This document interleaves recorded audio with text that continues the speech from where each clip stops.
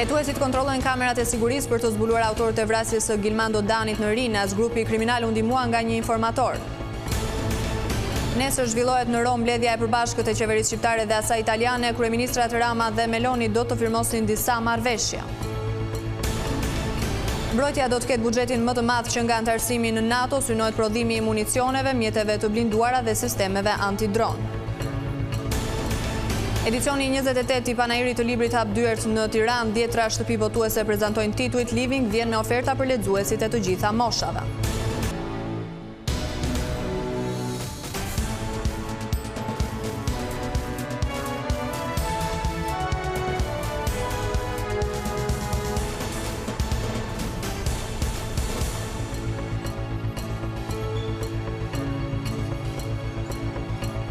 Mirdita Zena dhe Zotrin, do t'jemi së bashku në edicionin e lajmeve të orës 15 këtu në ekranin e televizionit kombëtar Vision Plus. Hetimet për atentatin mafioz në Rinas tregojnë se grupi kriminal përdori informator për të arritur deri tek vrasja e Gilmando Danit. Grupi hetimor po verifikon shumë kamera sigurie e po ashtu edhe makinën e djegur të autorëve. Ndërkohë, shoferi i plagosur ndodhet ende në gjendje kritike për jetën.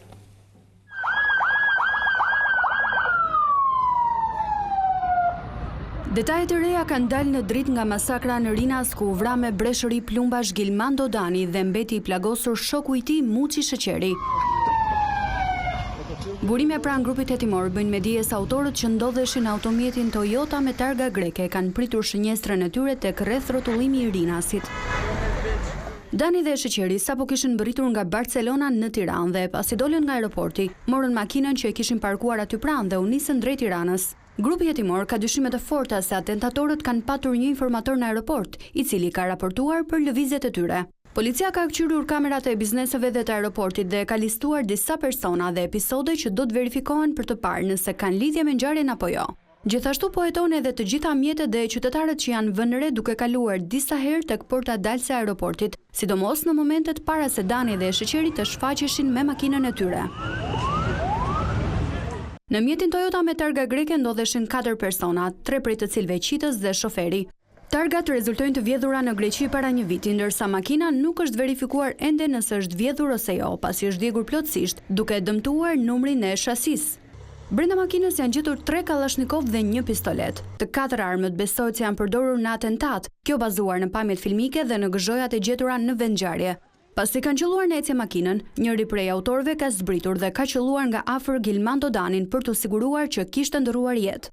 Ndërkohë, burime nga spitali i traumës bëjnë me dije se i plagosuri Muçi Sheqeri vijon të ndodhet i intubuar në repartin e reanimacionit në gjendje të rëndë. 40 vjeçari mori 10 plumba në trup, 2 prej të cilëve në kokë. Pista kryesore e policisë mbetet ajo e përplasjeve mes grupeve kriminale. Gilmando Dani është një emër i njohur i botës së krimit, i konsideruar edhe si krau i djathtë i Emiliano Shullazit. Ai është liruar para një viti nga burgu, ku vuajti dënimin me 12 vite për gjëvënie si pjesë e grupit të strukturuar kriminal të drejtuar nga Emiliano Shullazi. Nga ana tjetër, Muçi Sheqeri rezulton se në muajin shtator është punësuar në Agjencinë e Mbikëqyrjes Policore si agent, kur institucioni drejtohej nga Artjol Saliasi. Por burimet bëjnë me dije se ai nuk ishte i pajisur me certifikat sigurie. Drejtuesit e AMP-s po bëjnë verifikimin e brendshëm të procedurave administrative që sollën rekrutimin e tij prej shtatorit të vitit 2025. Po ashtu, drejtori i përgjithshëm i AMP-s, Eduard Merkaj, ka urdhëruar pezullimin e zinxhirit komandues të strukturës së forcës së posaçme operacionale të AMP-s deri në zbardhjen e plotë të rrethanave të ngjarjes. Kryeministri Edi Rama priti sot në kryeministri ambasadorët e vendeve të Bashkimit Evropian, mes tyre edhe përfaqësuesin e delegacionit të BE-s në Tiranë, Silvio Gonzato. Pas përfundimit të takimit, kreu i qeverisë bëri me dije edhe disa detaje, duke thënë se fokusi ishte te bashkëbisedimi i përvitshëm pas daljes së raportit të progresit të Bashkimit Evropian për Shqipërinë. Kryeministri njoftoi se në 12 muaj Shqipëria hapi të gjithë kapitujt e negociatave, pasi në 17 nëntor do të zhvillohet tryeza për grup kapitullin e fundit. Rama shkrua në rrjetet sociale, askush nuk na ndal dot drejt objektivit madhor të mbylljes së negociatave brenda 2027-s, sepse përtej vështirësive, pengesave, dëmtimeve të pashmangshme apo baltës së pandashme, në ngjitjen e kësaj të përpjete historike, ne po e rrisim dhe forcojmë muaj pas muaj Shqipërinë.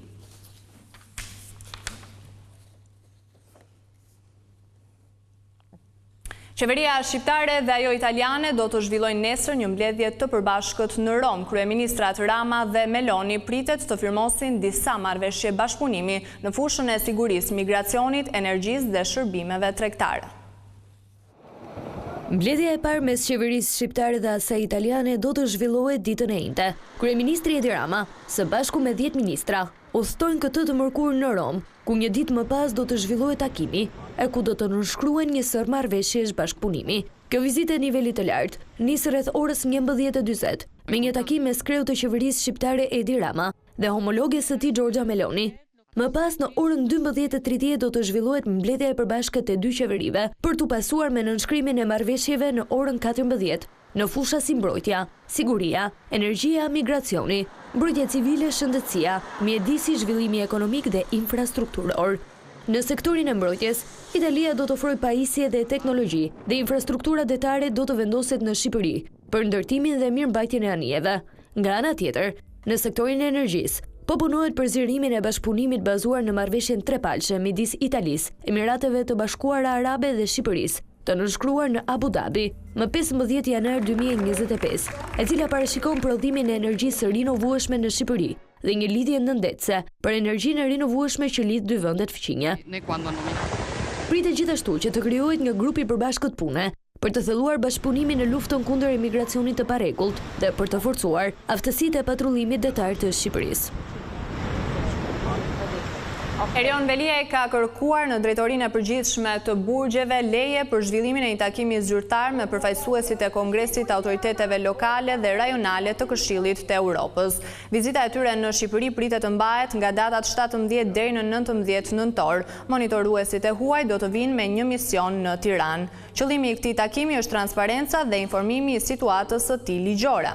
Në përputhje me detyrimet që rrjedhin nga Konventa Europiane për të drejtat e njeriut, veçanërisht nenet 6 dhe 8 që garantojnë të drejtën për komunikim dhe përfaqësim, ju lutem të miratoni këtë kërkesë dhe të siguroni kushtet për zhvillimin e takimit, thekson Veliaj në kërkesën drejtuar SPAK dhe drejtorisë së burgjeve. Ndërkohë sot gjyqi që do të vendoste për fatin e dosjes së Veliajt, nëse do të kaloj apo jo në gjykim, u shtypër në datën 17 nëntor. Në këtë datë pritet që mbrojtësit të bëjnë kërkesat e tyre.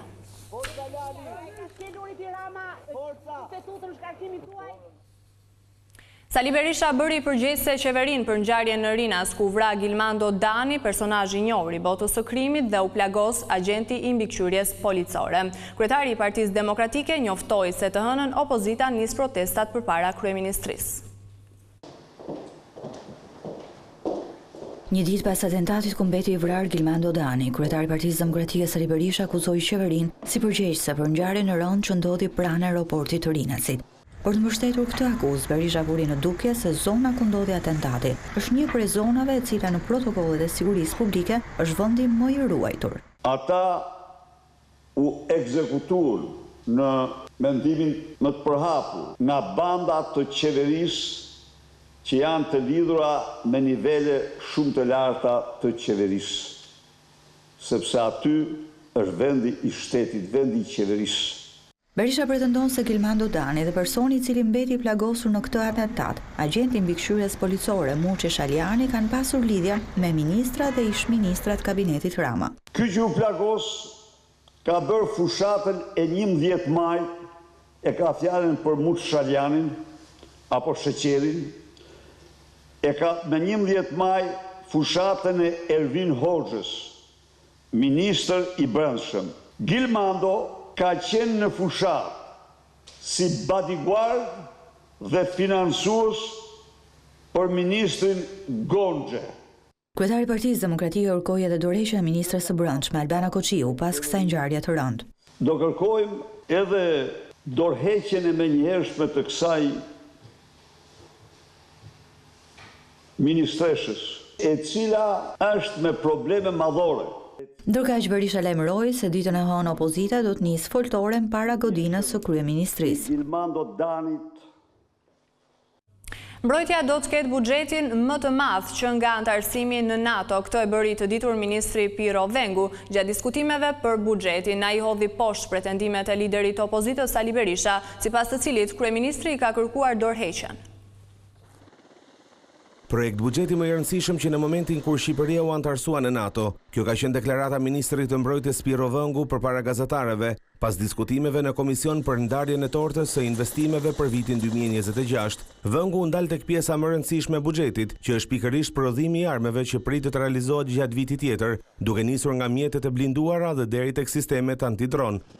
Projekt buxheti synon që të financojë prodhimin e municioneve, prodhimin e uniformave, prodhimin e mjeteve të blinduara, një kapacitet kaq i nevojshëm prej dekadash, i cili nuk ishte në disponim nga forcat armatosura prej shumë kohësh, mjetet e emergjencave civile, dronët luftarak dhe sistemet antidron, siç e dini, sistemet antidron shumë të nevojshme, sidomos për infrastrukturat kritike në mbar Evropën, besoj keni ndjekur vazhdimisht kërcënimet të kësaj natyre në shumë aeroporte të kontinentit tonë. I pyetur për deklaratën e Sali Berishës, i cili tha se Rama i ka kërkuar dorëheqjen, Vëngu përgjigj. Nuk më shokojnë as pak delire të kësaj natyre, jam i ambientuar me rrëfime të tilla, të cilat janë i marrë më shumë si kërcënime të zotit Berisha, i cili nuk ka frikë nga ushtrimi i pozitës drejtuesit të opozitës shqiptare për të ushtruar kërcënime, trysni nga më të ndryshmet, sidomos për dikastere siç janë dikastere të natyrës sigurisë kombëtare, siç është Ministria e Mbrojtjes, nuk janë fare të vërteta këto gjëra. Prodhimi i armatimeve të rënda dhe atyre të lehta Made in Albania pritën të nisin nga kompania shtetërore Kajo.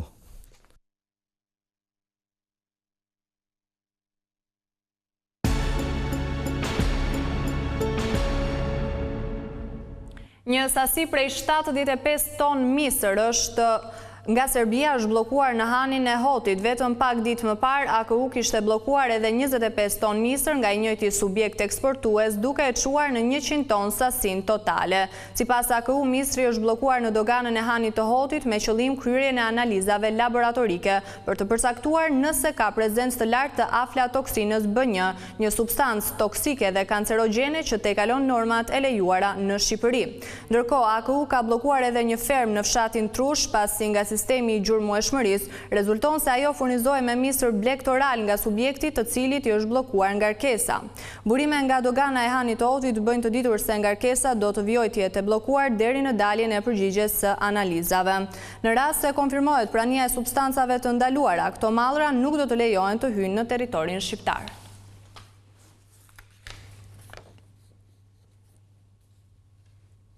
Liceu francez në Korçë, një ndër shkollat më të njohura të shekullit të kaluar, pritet të rikthehet për nxënësit shqiptar. Tashmë kurrikulat janë gati dhe të rinjt do të kenë mundësi të pajisen me diploma të dyfishta.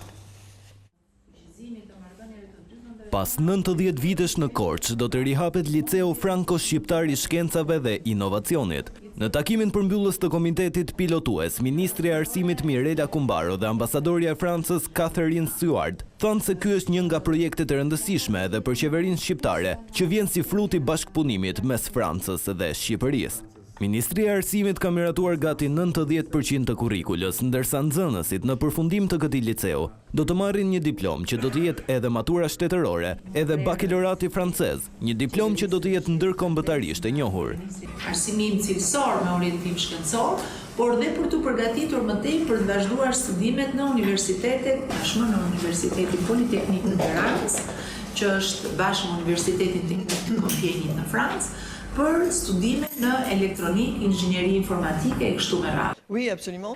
Ministria e tha që ky projekt pilotues është drejt mbyllje. Në lidhje me projektin e liceut, do të jetë projekti i përbashkët franko-gjerman.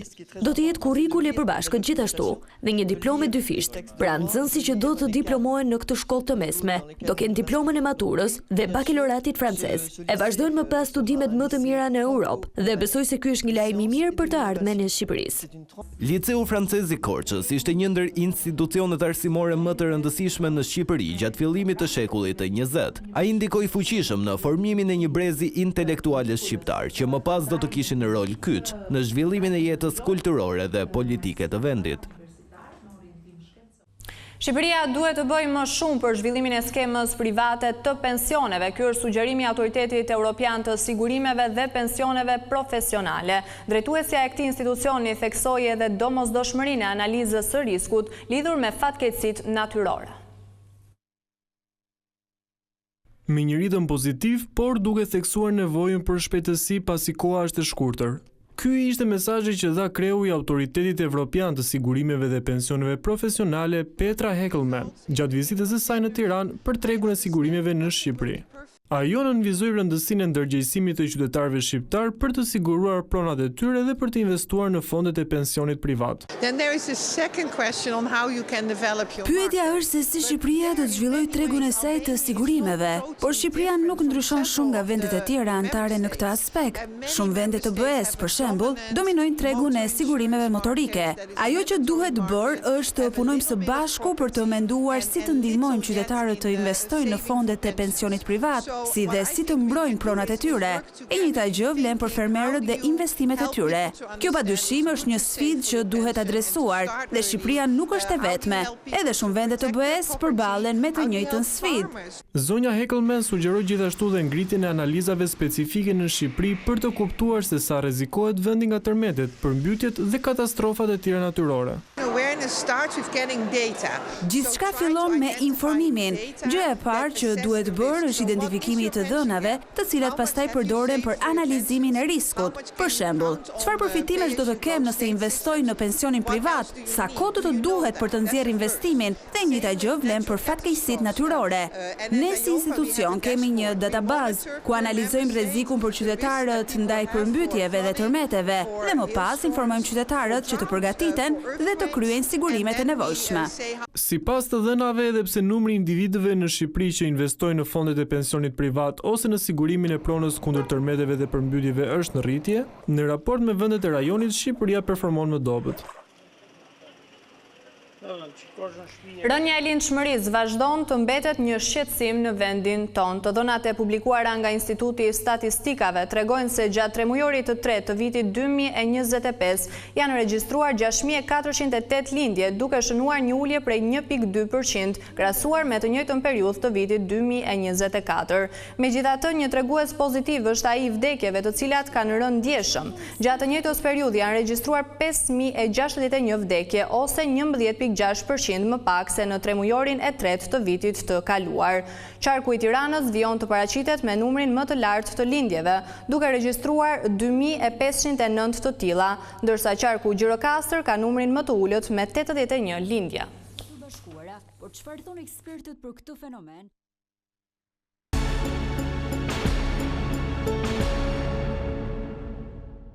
Panajri i librit hapi dyert për të pritur lexuesit, ku 10 shtëpibotuese prezantojnë titujt e rinj. Living vjen edhe në këtë edicion me oferta për lexuesit e të gjitha moshave. Panajri do të mbyllet të dielën, kur do të ndahen çmimet për veprat më të mira. Prej 28 vitesh, Panajri i librit fton të gjithë lexuesit të bëhen pjesë e tij. Autor, shkrimtar, botues, të gjithë së bashku me një qëllim të vetëm, afrimin e lexuesit me librin.